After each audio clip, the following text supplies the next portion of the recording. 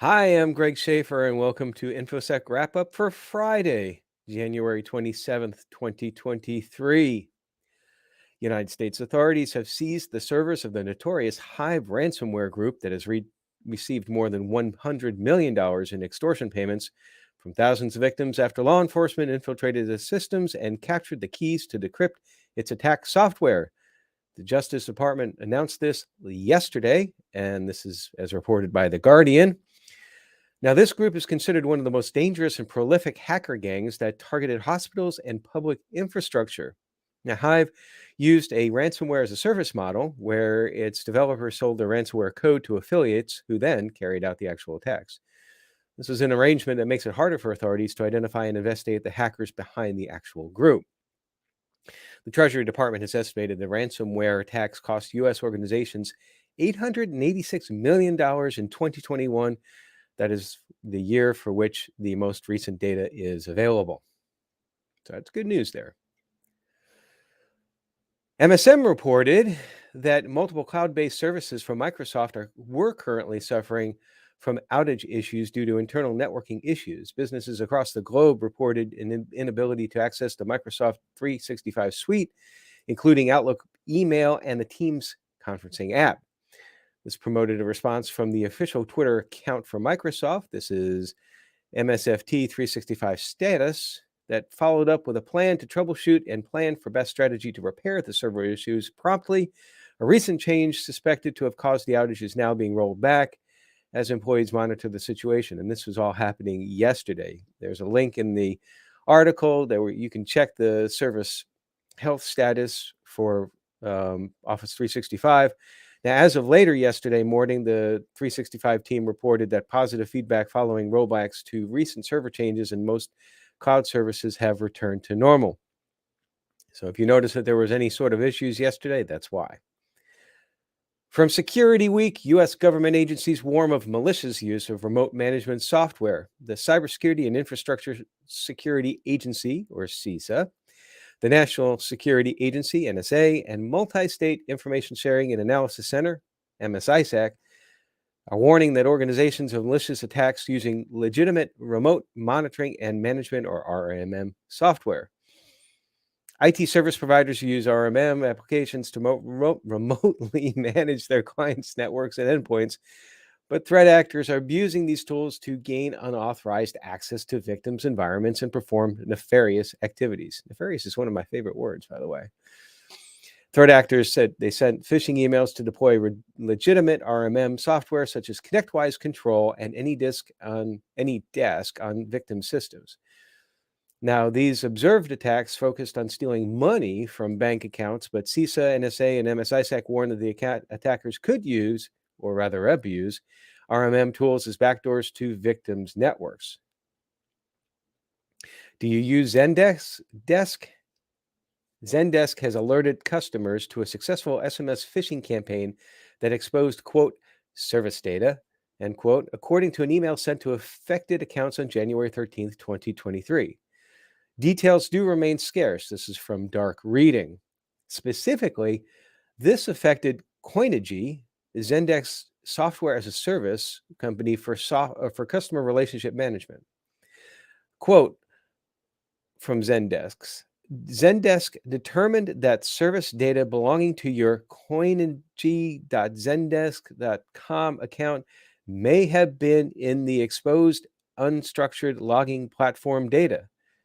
There is no evidence suggesting the threat actor accessed the Zendesk instance on your Coinigy Zendesk.com account at any time. There's been no word as to whether other customers of Zendesk beyond Coinigy have been affected, at least as of press time.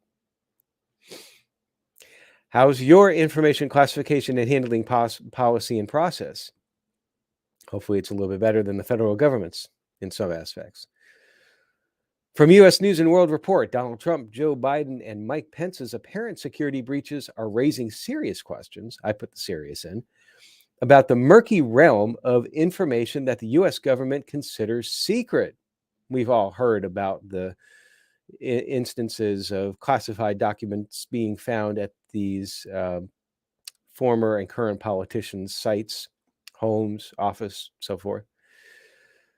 Every employee who receives the clearance to access classified information endures rigorous training on the procedures for handling it. Then the same employees must be, quote, read in, end quote, to a specific program or particular access in which a specialized official dictates its own terms of security to include, for example, not having the documents out in the open for passersby to see, not discussing its contents on an unsecured communication line, and certainly not revealing the sensitive information to members of the media. Now, the article goes on to say that the rules are frequently violated on purpose, such as relaying of information to reporters and accidental leaks, including when staff of a retiring senior leader transports bulk documents from a secure facility into storage. And this happens apparently so often that the National Archives have a matter of fact set of instructions for such instances on its public website. And there's a link to that in the article. So apparently, you have this policy, you have these processes, they're very rigid, but people don't follow them all the time, and we're dealing with very serious information. Quote from Jeffrey Engel, the founding director of Southern Methodist University Center for Presidential History. The American system of classifying information and declassifying information, in fact, the entire American system for thinking about classification, is 100% broken. That would seem to be the case. And I would further opine that where you have the federal government that is expecting, through increased regulation and oversight and audits and processes, that CUI, for example, is secured, taken care of, not exposed, such as with CMMC. But yet we have this going on in the government. So we have to really holistically do a better job. And to me, it's the classic problem of security versus transparency.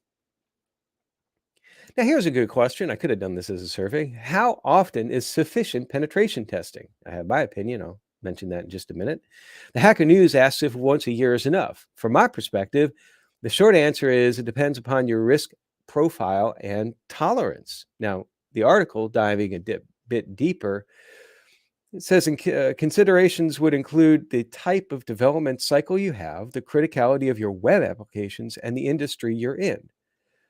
The article notes that there are two main reasons why regular pen testing is necessary for secure web application development, and these should sound familiar: security and compliance. Now, security, they note that web applications are constantly evolving and new vulnerabilities are being discovered all the time, and that pen testing helps identify these vulnerabilities. And compliance, depending upon your industry and the type of data you handle, you may be required to do this on a certain cadence. So like PCI, NIST, HIPAA, so forth. Now, there's also something called continuous pen testing, but then, and this kind of surprised me, this article kind of took a little bit of a turn, transforming into an ad or at least an endorsement for one particular service. And I'm not going to mention that service because that's not the point of me mentioning this article. I thought it was a very good question to ask. And again, I think it boils down to you pen test based on your risk environment and your risk tolerance. And then your risk environment and risk tolerance is informed also by compliance requirements. Now, the article does conclude that once a year pen testing may be enough for some organizations, but for most, it is not. Okay. For business critical, customer facing, or high traffic web applications, you should consider continuous pen testing. There's that ad there embedded in an article. You know, the article would have held a little bit more weight with me, maybe more than a little more weight, if it didn't read towards the end as an infomercial. And again, I checked the article to see if this was a sponsored ad, but I found no such indication. Regardless, however you're consuming media, just always try to recognize the possible bias in any media that you would consume. And then finally, today's list. This comes to us from CSO. 9 API security tools on the front lines of cybersecurity. Now, those of you familiar with the podcast know I like picking a list based on the title of the article without reading the list so that you can get my initial, immediate, and first reactions to the list itself. So the article goes on to say the top API security tools can help hold the line against modern threats to the important and ubiquitous software development interfaces. So Let's dive into it. Here are the 9 top security tools available now. It looks like that they're doing this in alphabetical order. API Sec, one of the most popular API security tools. API Sec is almost completely automated, so perfect that organizations may just be getting started with improving their API security. Now, I know that API security obviously is very important. I am not a programmer and I'm not a developer. And so some of these, in fact, probably just about all of these are going to be new to me. And that's part of the reason why I chose this list. This is going a little bit beyond my comfort zone, and it's informing me as well as informing you. The second one is called Astra. Now, that goes on to say Astra, first of all, is a free tool, although that means that there is limited support and users will need to grab it from GitHub and install it on their environment. But they say that has a stellar reputation for managing and protecting a very specific type of API. Apparently, it would be REST APIs here. Okay. AppKnox, number 3, has a very supportive user base. Very easy to use interface. What does it do? It will test APIs for common problems such as HTTP, request vulnerabilities, openings for SQL injections, and many others. Number 4, Sequence, with a C, Unified API Protection. This is designed for organizations deploying enterprise environments that may need to handle billions of requests made to their APIs every day. So it would be definitely for a larger organization. I would imagine that this is not a free tool. Number 5, Data Theorem API Secure. This can inventory every API that exists within network, cloud, application, or any other target. That sounds like a very useful tool, because one of the truisms, if you will, of information security is that you can't secure what you don't know about. We talk about building data flow diagrams. How is data move across the organization, and how is it connect to different systems, and so forth? And if you don't have a good inventory of all elements of that system, including APIs, then you can't get a complete picture. Next, SALT Security API Protection Protection Platform. The article says it's extremely advanced and was one of the first to utilize artificial intelligence and machine learning to detect and stop threats against APIs. I wonder if chat, now I'm drawing a blank. The AI platform is outpacing this. So the platform